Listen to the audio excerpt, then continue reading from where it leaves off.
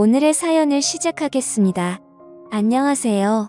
제가 잠깐 일 때문에 해외에 거주하게 되었던 적이 있습니다. 그때 있었던 일이고 저한테는 아직도 잊을 수가 없는 기억이에요. 제가 예전에 다녔던 회사는 규모가 그렇게 크지 않은 중소기업이었습니다. 그런데 회사에 문제가 조금 있던 회사였던 거예요. 저는 그런 것도 모르고 그냥 다니고 있었습니다.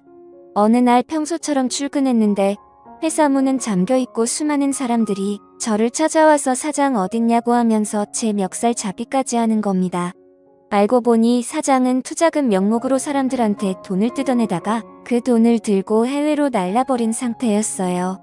뭐 다들 그렇겠지만 그렇게 예상치도 못하고 저는 실업자 신세가 되고 말았습니다. 회사가 월급도 많은 편이 아니었는데 심지어 투자자들이 투자금 뺏긴 것 마냥 저도 제 월급이며 달치가 밀려 있었거든요. 실업자가 된 것도 서러운데 돈까지 떼이고 이 얼굴 한 번 본 적도 없는 투자자라는 사람들한테는 멱살 잡히고 욕까지 먹으니 정말 그 서러움이 어디 비할 곳이 없었어요.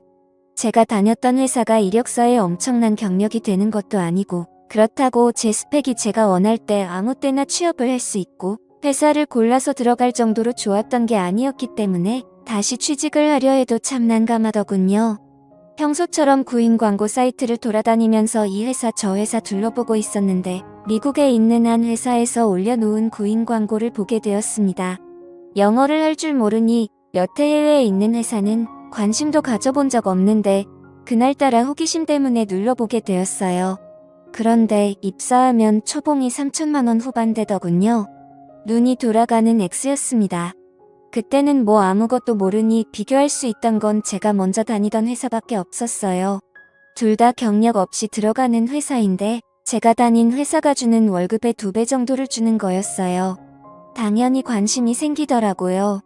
취업 조건의 영주권은 경우에 따라 도와줄 수 있고 독신자를 위한 전용 숙소도 마련이 되어 있다고 합니다. 결혼한 사람이라면 숙소는 마련해주지 못하지만 집세를 얼마 도와준다는 말도 적혀 있었어요.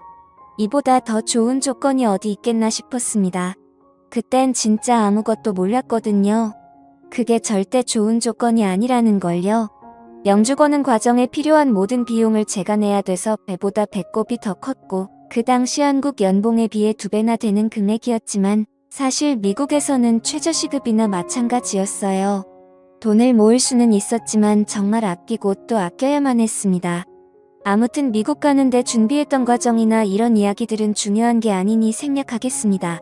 결국 제 스스로 미국에 갔다는 사실이 중요한 거죠. 그렇게 제 돈 주고 비행기표까지 사서 미국으로 떠났고 취직 준비하면서 계속 연락을 나누던 부장이라는 사람을 공항에서 만나게 되었습니다. 차 안에서 이런저런 이야기를 하는데 제일 궁금했던 게 저는 영어를 한마디도 못하는데 미국에 취업을 할 수가 있느냐 물었고 그 부장이라는 사람은 같은 나라 사람끼리 좋은 게 좋은 거 아니겠냐고 하면서 이 직장이 평생 직장을 해도 될 정도로 좋은 곳이라고 하면서 저에게 잘 왔다고 하더라고요. 사장님도 한국분이시고 한국인들이 운영하는 회사니 어려울 거 없을 거라고 하면서요. 지금 생각해보면 다 한통속이라서 치가 떨리긴 하지만 결과적으로는 미국에서 그 여자를 만나게 되었으니 좋은 점도 안 좋은 점도 둘 다 있었던 것 같습니다.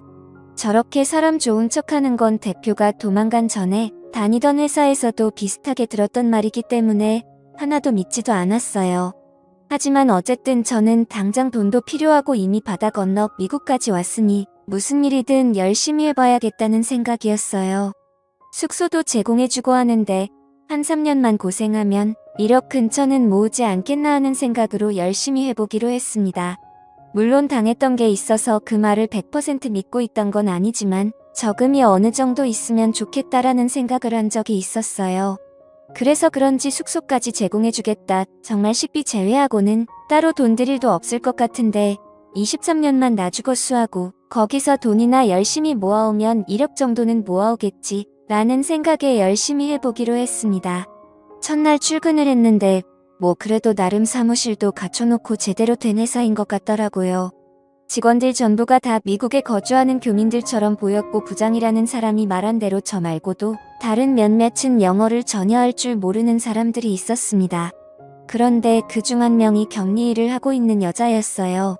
저보다 살짝 나이가 많아 보이긴 했는데 그렇다고 엄청 많은 게 아니고 제 또래 정도 돼 보였습니다.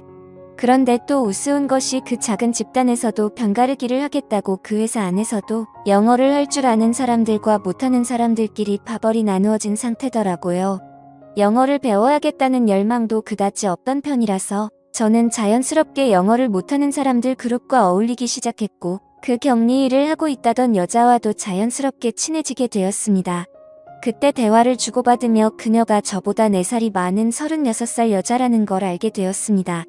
아이 2명을 키우고 있는 애엄마였고 남편은 한국에서 일하면서 돈을 보내주고 있다네요.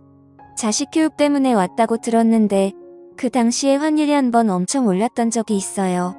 그때 남편이 송금하기 힘들다고 하여 하는 수 없이 그녀가 취직을 하게 되었는데 그때 취직을 한 이후로 일도 손에 맞는 것 같아서 계속하고 있다는 말을 들었습니다. 혼자 애 키우느라 고생이 많은지 매일 화장기도 하나도 없이 출근을 하고 옷은 세탁기를 돌려놓고 대충 개어 놓은 건지 구김이 심했습니다. 그래도 그런 지쳐 보이는 모양새에도 그녀의 얼굴은 봐줄 만한 편이었고 애엄마라고 하기에는 군살도 하나도 없고 딱 보기 좋은 모습을 하고 있었어요. 정말 하나도 꾸미지 않고 있는데도 자연스럽게 예쁘다는 느낌을 받았습니다. 그래도 이 아줌마는 저랑은 다르게 퇴근 후에는 저녁 시간을 활용해 어학당 같은 곳을 다니면서 영어를 배우려고 했다는 겁니다. 애들 교육도 있고 하다 보니 영어가 필요한 순간이 온 것 같다는데 시간이 부족해서 그런지 영어가 많이 늘지는 않았다고 했어요. 그래도 짬이 있다고 생활에 필요한 영어 정도는 할 줄 아는 것 같았습니다. 아예 남 놓고 ABCD도 몰랐던 저보다 훨씬 잘했기 때문에 그녀가 저를 많이 도와주고는 했습니다. 아무튼 저는 일을 시작한 첫 달 동안 독신사 숙소에 같이 사는 직원과도 많이 친해져서 여기저기 놀러 다녔습니다. 그런데 놀라운 건 미국의 기러기 생활하는 아줌마들이 생각보다 엄청 많았다는 거고 그 기러기 생활하는 아줌마들이 엄청나게 쉬웠다는 거예요. 그 시간에 회사 나와서 일을 하고 있는 그녀가 특이한 케이스이고 보통은 남편이 벌어다주는 돈으로 아침에 애들 학교 보내놓고 그때까지 할 게 없어서 일상이 따분해하면 안 될 짓들을 하는 사람들이 대다수였지요. 그러다 보니 솔직히 기러기 엄마들 상대하는 게 엄청 쉬웠습니다. 애엄마들이라고 해서 다들 아줌마들이 아니고 저보다 어린 여자들도 많이 있었어요.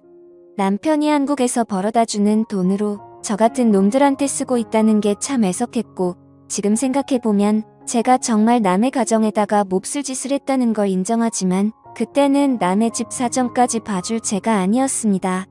정말 손가락으로 셀 수도 없을 만큼 많은 사람을 만났어요. 아무튼 기러기 엄마라고 다 그런 사람들만 보다가 그녀를 보니 참 그녀가 깨어있는 사람처럼 보였습니다. 한국에서도 원래 비슷한 일을 했어서 어려울 게 없다면서 낮에는 일하고 밤에는 공부하고 참 멋진 사람이었지요. 덜 꾸며서 그렇지 제가 만나던 다른 기러기 아줌마들보다 내면도 외면도 훨씬 아름다운 사람이었습니다. 그래서 언젠가부터 저도 모르게 그녀에게 호감을 갖기 시작했습니다. 그러던 어느 날이었습니다. 그녀가 저에게 혹시 손재주가 좋으냐고 물어보더라고요. 무슨 일인가 물어보니 집에 싱크대가 막혔는데 혹시 손재주가 좋으면 부탁 좀 하고 싶다고 하더라고요. 업체를 부르면 되지 않냐고 했더니 미국은 또 그런 업체의 사람을 부르는 게 엄청 비싸다고 하네요. 그래서 부담스럽다고 알아보니까 할 줄 아는 사람들은 사람을 안 부르고 한다던데 해서 혹시 제가 할 줄 아는지 물어본 거라네요. 저도 나름 오랜 자취 경력이 있는 데다가 군대 있을 때 작업이라면 1순위로 호출될 정도로 손재주가 좋았기 때문에 알겠다고 하고 퇴근하고 그녀와 함께 그녀의 집으로 향했습니다. 처음에는 정말 100원까지 건드려야 하나 싶어서 그냥 뚜럭뻥 가지고 어떻게 해보려고 쑤셔봤는데 하수구 물이 막힌 배수관을 타고 역류를 해버렸어요. 시꺼먼 물이 마구 치솟아 올라오는데 그 비릿하고 썩은 육한내가 아직도 잊혀지지가 않네요. 아래를 열어서 보니 파이프가 분리하기 쉽게 되어 있어서 파이프를 떼서 막힌 안쪽을 뚫으니 생각보다 쉽게 끝나버렸어요. 튀김을 하고 기름을 그냥 배수구에 부어버린 게 문제가 된 것 같더라고요. 그래도 일이 쉽게 해결돼서 다행이었습니다. 아무튼 작업을 하다가 더러운 물이 몸에 튀고 했기 때문에 그대로 집에 돌아가기는 조금 그렇더라고요. 그래서 그녀한테 미안하지만 씻고 갈 수 있겠냐고 물어봤습니다. 그녀도 당연히 그렇게 하라면서 흔쾌히 허락을 해줬고요. 저녁을 준비해 줄 테니 아예 식사까지 하고 가라고 저를 배려해 주더라고요. 샤워를 하고 있는데 문득 애들이 같이 있기는 하지만 남편 없이 여자 혼자 지내는 집에서 씻고 있다는 생각을 하니까 기분이 조금 묘해졌습니다. 여태껏 동네에 있는 다른 기러기 엄마들을 상대할 때랑은 전혀 다른 기분이었어요. 다른 기러기 엄마들을 만날 때는 서로가 같은 목적을 가지고 만난 것인데 이 여자는 다른 이유 때문에 저를 집에 불렀던 거잖아요. 저도 그때쯤 그냥 하루만 만나는 짧은 인연이 필요한 게 아니라 정신적으로 공감대를 공유하는 그런 연애에 목이 마르던 시기였거든요. 연애한 지도 오래되기도 했었고 말이죠. 애초에 그녀에게 호감도 가지고 있었고 저도 에라 모르겠다 하는 심정으로 한번 그녀에게 작업을 걸어보기로 했습니다. 그래서 일부러 씻으면서 티셔츠를 비누로 같이 세탁을 해버렸어요. 음식물이 묻어서 그랬다고 대충 둘러대면 되었으니까요. 제가 다른 건 몰라도 팔뚝 하나만큼은 자신이 있어서 그걸 보여줘 보려는 생각이었습니다. 다른 건 몰라도 일단 기러기 아줌마들의 특징이 남편과 떨어져 지내면서 많이 외로움을 타는 습성을 알고 있기 때문이었지요. 아무튼 그렇게 나오니까 식탁에는 식사가 다 차려져 있었어요. 마주 앉아 저녁을 먹는데 제가 예상한 대로 그녀의 시선이 제 팔뚝에 일끔일끔 꽂히는 게 느껴졌습니다. 사실 그녀도 아닌 척은 하고 있지만 오래 혼자 지냈고 그 기간이 힘들었다는 사실을 알 수 있었어요. 업자를 부르면 비용이 비싼 건 인정하지만 굳이 다른 사람이 아니라 저를 부른 이유도 대충 이유를 알겠더군요. 아무튼 아줌마 혼자 애 키우면서 살아가다 보니 지치기도 했고 응당 남편이 해줘야 할 집안일을 대신 도와주는 제가 생겼으니 그런 것도 좋았나 봅니다. 틈만 나면 저한테 사소한 것 도와달라고 해놓고는 저녁 먹고 가라는 게 일이었습니다. 처음에야 100원 뚫어주는 게 큰일이긴 하지만 이후에는 전구 좀 갈아달라부터 TV가 안 나온다고 해서 가보니 코드가 안 꽂혀 있을 때도 있었고 리모컨에 건전지도 안 끼고 뭐가 안 된다고 하는 일도 있었어요. 아예 나중에는 도와달라고 할 만한 게 없으니 독신자 숙소에서 밥을 챙겨 먹어봐야 얼마나 잘 챙겨 먹겠냐고 하면서 밥 한 그릇만 더 뜨면 되니까 시간 되면 아예 집에서 저녁을 먹고 돌아가라고까지 하더라고요. 그러던 어느 날이었는데 그녀가 이번에도 저보고 저녁을 먹으러 오라는 겁니다. 그런데 평소랑은 약간 달랐어요. 제 눈을 도무지 마주치지 못하더라고요. 그러면서 굳이 그녀의 아이들이 학교에서 2박 3일간 캠프를 가게 되었다며 혼자 밥 먹기 그래서 그런데 같이 먹을 사람이 있으면 좋겠다고 하더라고요. 저도 눈치가 아예 없는 사람은 아닌지라 그녀가 무슨 말을 하는지 단번에 눈치를 챘습니다. 여자가 먼저 그렇게 저에게 신호를 보내줬는데 눈치를 못 채주면 예의가 아니라고 생각했습니다. 그래서 그날은 그녀의 집에 출발하기 전에 아끼는 향수도 구석구석 뿌리고 출발했습니다. 아니나 다를까 그녀가 차려놓은 식탁은 평소에 차려주던 밥과 밑반찬이 아니고 차림에 제법 신경을 썼더라고요. 테이블 한가운데는 와인도 한 병 준비가 되어 있었습니다. 저도 그녀를 가정이 있는 사람이기 이전에 회사에서는 의지가 되는 직장 동료이고 제가 쉽게 생각하고 하루살이 인연을 보내고 있는 다른 여자들과는 다르게 한 명의 이성으로서 접근했던 여자였기에 저도 긴장이 다 되더라고요. 그녀는 당연히 이런 식의 만남이 처음이었는지 말도 제대로 못하고 벌벌 떨고 있는 게 눈에 보였고요. 술이 한두 잔 들어가면 분위기가 타오를 줄 알았는데 그게 아니었네요. 그녀가 생각보다 술이 많이 약했던 거예요. 술이 입에 들어가니 그녀가 그동안에는 한 번도 내색하지 않고 해준 적 없는 이야기를 해왔습니다. 자식들 때문에 미국에 와 있기는 하지만 자기는 다른 여자들처럼 형편이 넉넉하지가 않다고요. 남편도 돈을 그렇게 잘 버는 편이 아니라서 사실 지금도 남편이 보내주는 돈에 자기가 일을 해서 번 돈까지 다 합쳐야 생활비가 충당이 된다고 하는 겁니다. 퇴근할 때까지 옆집 노부부가 애를 봐주고 있는데 그 돈을 주는 것만 해도 허리가 휠 지경이라고 하면서 신세한탄을 하기 시작했어요. 너무 힘들어서 다 포기하고 한국으로 돌아가고 싶은데 아이들이 영어 한마디 하는 거 들을 때마다 그걸 보고 참고 살고 있다고. 그런데 요즘 들어서 너무 힘들다고 하면서 울먹이기 시작하더라고요. 눈물을 펑펑 흘리며 울고 있는 그녀를 보니 마음이 안쓰러워서 그녀의 옆으로 가서 그녀를 달래줬습니다. 그녀도 오늘 저와의 시간을 기대한 건지 가까이 가서 보니 퇴근한 이후인데도 회사에선 하지도 않았던 옅은 화장을 하고 향수도 은은한 거를 뿌려 놓았더라고요. 그렇게 저희는 사랑을 확인하게 되었고 그날을 전후로 해서 우리 둘의 사이는 급속도로 가까워지게 되었습니다. 그녀도 저를 더 위치하게 되었고 얼마 안 있어서 저는 독신자 숙소를 나와서 그녀의 집에서 함께 지내게 되었습니다. 그녀의 남편에게는 미국에서 생활비가 모자라서 직장 동료인 저에게 월세를 일부 받으며 같이 지내게 되었다는 이야기를 해줬습니다. 그녀의 남편이 그래도 남자가 같이 사는 건 조금 그렇지 않냐고 부담스러워했지만 그녀가 돈이 모자라서 그러는데 어떻게 아냐고 지금 나 의심하는 거냐고 하면서 강하게 나가니 남편도 더 캐묻지는 못하더라고요. 나중에 가서는 아이들도 아버지의 자리가 필요했는지 저를 삼촌이라고 부르면서 잘 따라줬습니다.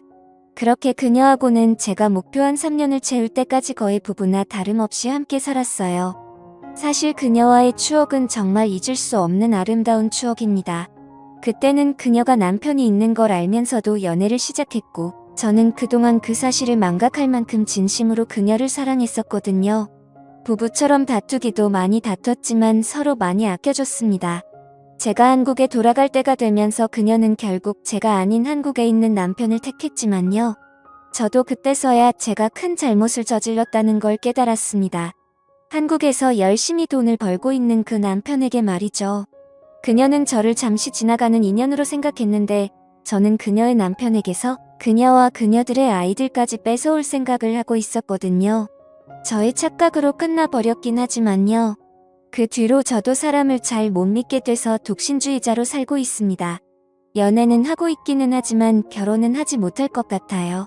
앞으로도 평생 쭉 저 혼자 살겠죠. 하지만 이해합니다. 이건 다 제가 지은 죄이자 지난날에 대한 업보라고 생각하려고요.